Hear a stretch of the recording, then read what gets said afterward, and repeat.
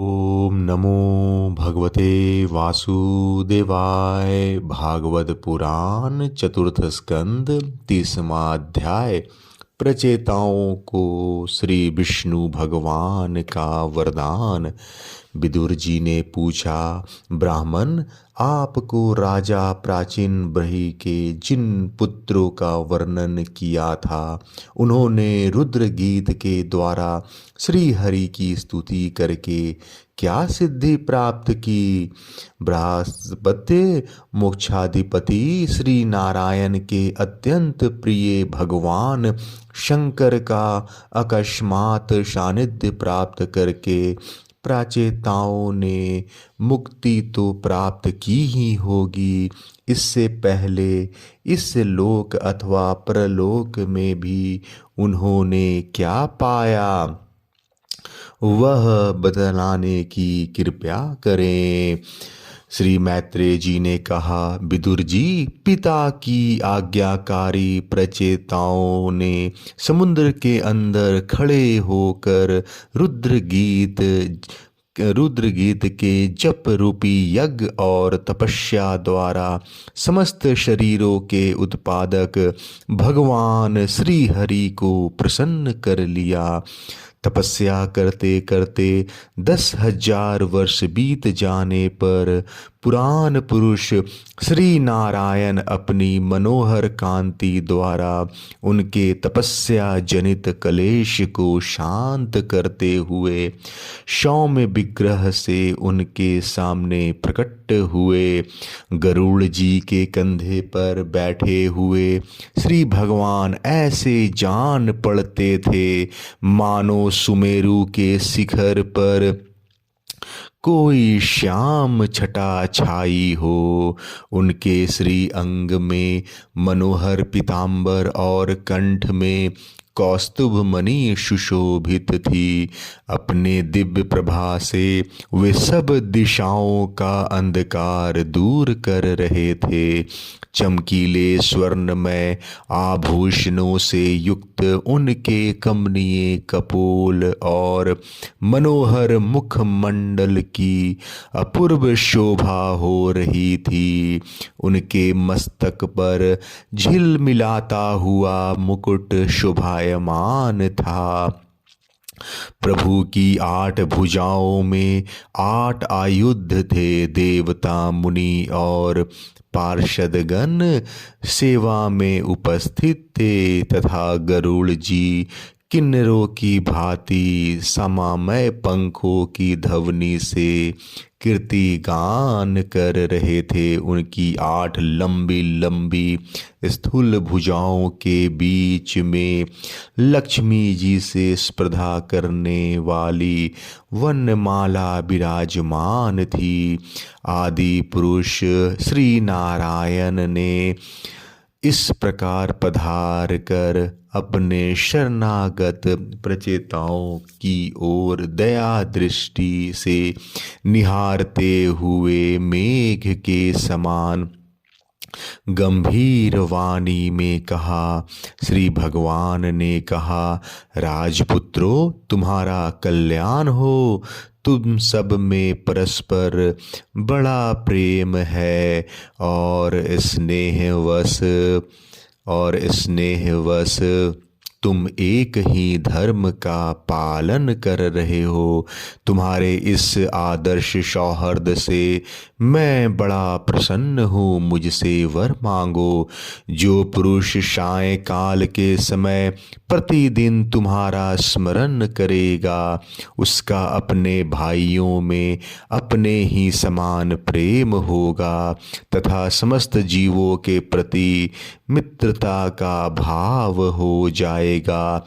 जो लोग सायंकाल और प्रातःकाल एकाग्र चित्त से रुद्र गीत द्वारा मेरी स्तुति करेंगे, उनको मैं अभिष्ट वर और शुद्ध बुद्धि प्रदान करूँगा।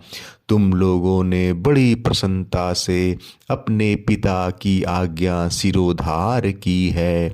इससे तुम्हारी कमनीय कीर्ति समस्त लोकों में फैल जाएगी।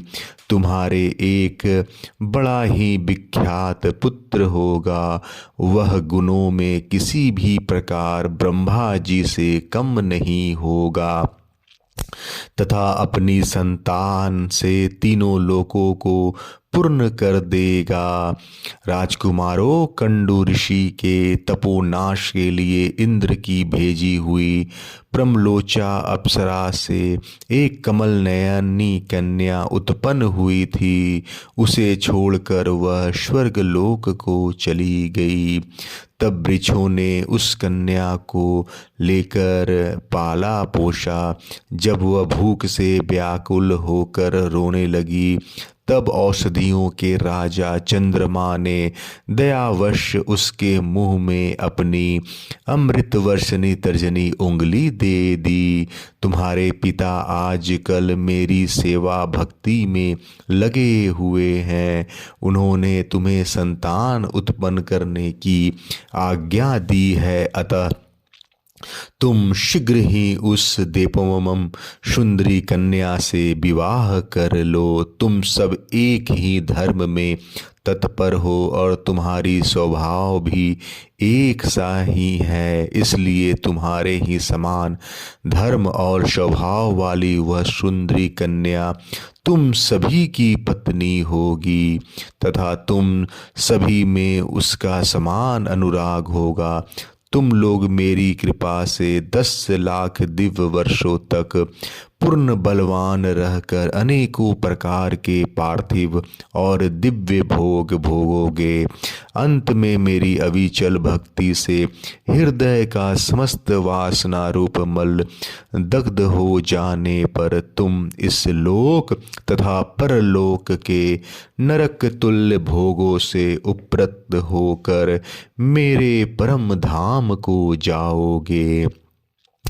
जिन लोगों के कर्म भगवत दर्पण बुद्धि से होते हैं और जिनका सारा समय मेरे कथा वार्ताओं में ही बीतता है, वे गृहस्थाश्रम में रहें तो भी घर उनके बंधन का कारण नहीं होते। वे नित्य प्रति मेरी लीलाएं सुनते रहते हैं, इसलिए ब्रह्मवादी वक्ताओं के द्वारा मैं ज्ञान स्वरूप पर ब्रह्म उनके हृदय में नित्य नया नया सा भासता रहता हूँ और मुझे प्राप्त कर लेने पर जीवों को न मोह हो सकता है, न शोक और न हर्ष ही। श्री मैत्रेय जी कहते हैं, भगवान के दर्शनों से प्रचेताओं का रजोगुण तमोगुण मल नष्ट हो चुका था। जब उनके सकल पुरुषार्थों के आश्रय और सबके परम सुहृद श्री हरि ने इस प्रकार कहा, तब वे हाथ जोड़कर गदगद वाणी से कहने लगे। प्रचेताओं ने कहा, प्रभु आप भक्तों के कलेश दूर करने वाले हैं, हम आपको नमस्कार करते हैं। वेद आपके उदार गुण और नामों का निरूपण करते हैं। आपका वेग मन और वाणी के वेग से भी बढ़कर है तथा आपका स्वरूप सभी इंद्रियों की गति से परे है। हम आपको बार बार नमस्कार करते हैं। आप अपने स्वरूप में स्थित रहने के कारण नित्य शुद्ध और शांत हैं। मन रूप निमित्त के कारण हमें आप में यह मिथ्या द्वैत भास रहा है। वास्तव में जगत की उत्पत्ति, स्थिति और लय के लिए आप माया के गुणों को स्वीकार करके ही ब्रह्मा विष्णु और महादेव रूप धारण करते हैं।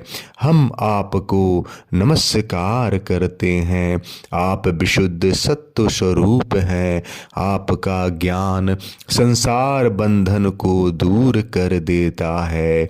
आप ही समस्त भागवतों के प्रभु वसुदेव नंदन भगवान श्री कृष्ण हैं।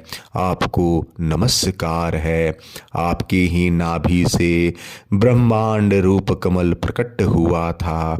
आपके कंठ में कमल कुसुमों की माला सुशोभित है तथा आपके चरण कमल के समान कोमल है। कमल नयन आपको नमस्कार है। आप कमल कुसुम की केसर के समान स्वच्छ पीतांबर धारण किए हुए हैं। समस्त भूतों के आश्रय स्थान हैं तथा सबके साक्षी हैं। हम आपको नमस्कार करते हैं। भगवान, आपका यह स्वरूप संपूर्ण कलेशों की निवृत्त करने वाला है। हम अविद्या, अशमिता, रोग, द्वेष आदि कलेशों से पीड़ितों के समान आपने इसे प्रकट किया है। इससे बढ़कर हम पर और क्या कृपा होगी। अमंगलहारी प्रभो, दीनों पर दया करने वाले समर्थ पुरुषों की इतनी ही कृपा करनी चाहिए कि समय समय पर उन दीन जनों को ये हमारे हैं इस प्रकार स्मरण कर लिया करें। इसी से उनके आश्रितों का चित्त शांत हो जाता है। आप तो क्षुद्र से क्षुद्र प्राणियों के भी अंतःकरणों में अंतर्यामी रूप से विराजमान रहते हैं। फिर आपके उपासक हम लोग जो जो कामनाएं करते हैं, हमारी उन कामनाओं को आप क्यों न जान लेंगे। जगदीश्वर, आप मोक्ष का मार्ग दिखाने वाले और स्वयं पुरुषार्थ स्वरूप हैं। आप हम पर प्रसन्न हैं। इससे बढ़कर हमें और क्या चाहिए। बस हमारा अविष्ट वर तो आपकी प्रसन्नता ही है। तथापि नाथ, हम एक वर आपसे अवश्य मांगते हैं। प्रभु, आप प्रकृति आदि से परे हैं और आपकी विभूतियों का भी कोई अंत नहीं है, इसलिए आप अनंत कहे जाते हैं। यदि भ्रमर को अनायास ही कल्प वृक्ष मिल जाए तो क्या वह किसी दूसरे वृक्ष का सेवन करेगा।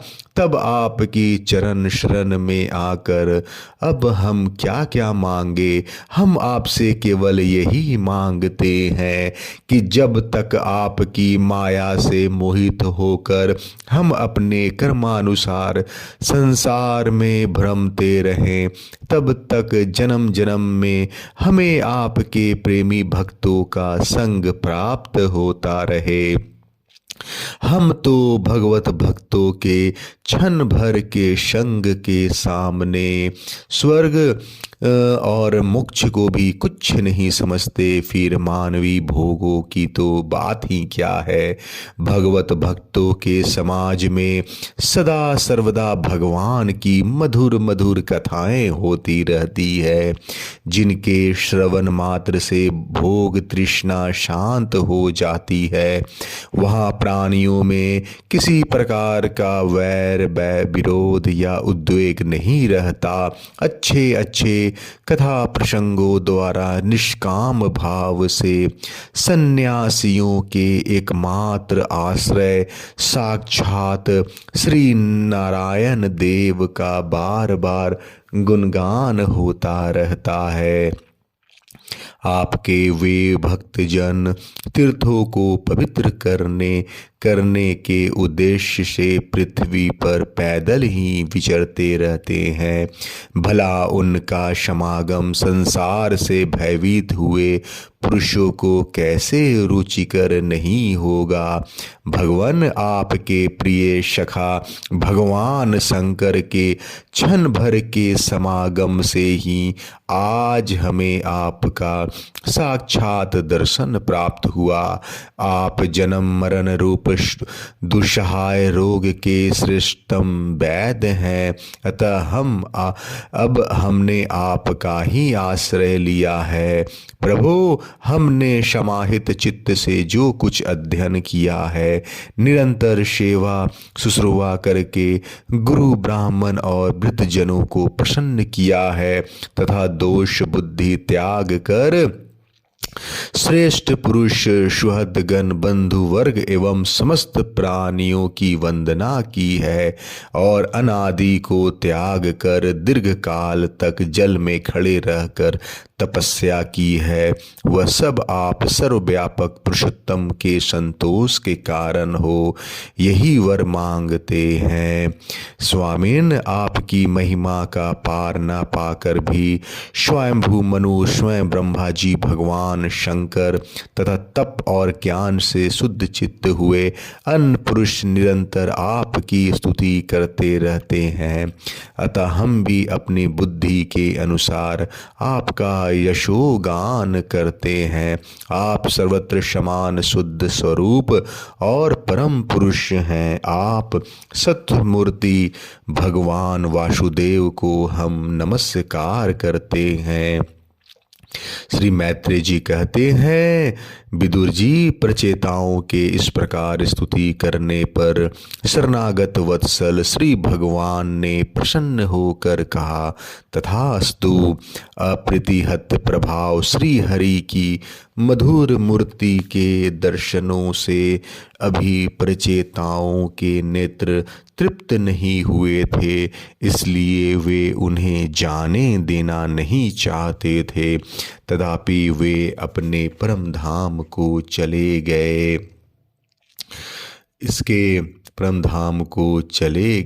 इसके पश्चात प्रचेताओं ने समुद्र के जल से बाहर निकलकर देखा कि सारी पृथ्वी को ऊंचे ऊंचे वृक्षों ने ढक दिया, जो मानो स्वर्ग का मार्ग रोकने के लिए इतने बढ़ गए थे। यह देखकर वे वृक्षों पर बड़े कुपित हुए। तब उन्होंने पृथ्वी को वृक्ष लता आदि से रहित कर देने के लिए अपने मुख से प्रचंड वायु और अग्नि को छोड़ा, जैसे काल अग्नि रुद्र प्रलय काल में छोड़ते हैं। जब ब्रह्मा जी ने देखा कि वे सारे वृक्षों को भस्म कर रहे हैं, तब वे वहां आए और प्राचीन ब्रही के पुत्रों को उन्होंने युक्ति पूर्वक समझाकर शांत किया। फिर जो कुछ वृक्ष वहां बचे थे, उन्होंने डर कर ब्रह्मा जी के कहने से वह कन्या लाकर प्रचेताओं को दी। प्रचेताओं ने भी ब्रह्मा जी के आदेश से उस मारिशा नाम की कन्या से विवाह कर लिया। इसी के गर्भ से ब्रह्मा जी के पुत्र दक्ष ने श्री महादेव जी की अवज्ञा के कारण अपना पूर्व शरीर त्याग कर जन्म लिया। इन्हीं दक्ष ने चाक्षुष मनवंतर आने पर जब काल क्रम से पूर्व सर्ग नष्ट हो गया, भगवान की प्रेरणा से इच्छानुसार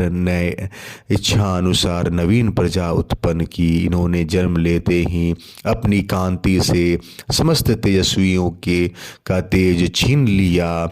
ये कर्म करने में बड़े दक्ष थे, इसी से इनका नाम दक्ष हुआ। इन्हें ब्रह्मा जी ने प्रजापतियों के नायक पद पर अभिषिक्त कर सृष्टि की रक्षा के लिए नियुक्त किया। इन्होंने मारीची आदि दूसरे प्रजापतियों को अपने अपने कार्य में नियुक्त किया। 30वां अध्याय समाप्त। जय श्री कृष्णा।